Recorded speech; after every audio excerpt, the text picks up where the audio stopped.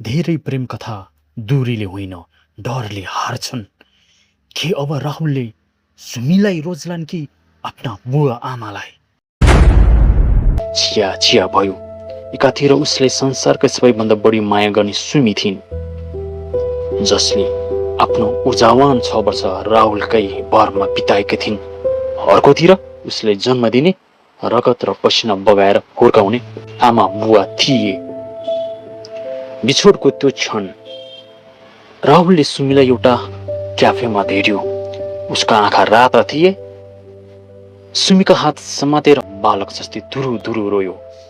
राहुलले भन्यो, सुमी, आमा बुवाको लासमाथि हिँडेर म तिमीसँग सिन्दुर साट्न सक्दिन। म तिमी बिना बाँच्न त सक्दिन, तर परिवारले यो उमेरमा आएर मार्न पनि त सक्दिन। म कायर ठहरिए, मलाई माफ गरिदियो। सुमीका आँखाहरू पनि ओसिला भए। उनले राहुलको व्यवस्था, जेठो छोरो हुनुको कर्तव्य र उसको उमेरको गम्भीरता बुझी। उनले राहुललाई गाली गरिनन्, बरु उसको आँसु पुछिदिँदै भनिन्, म तिम्रो बाध्यता बुझ्छु राहुल। आमा बुवालाई रुवाएर पाएको खुसी कहिल्यै दिगो हुँदैन। तिमी आफ्नो पारिवारिक कर्तव्य पूरा गर।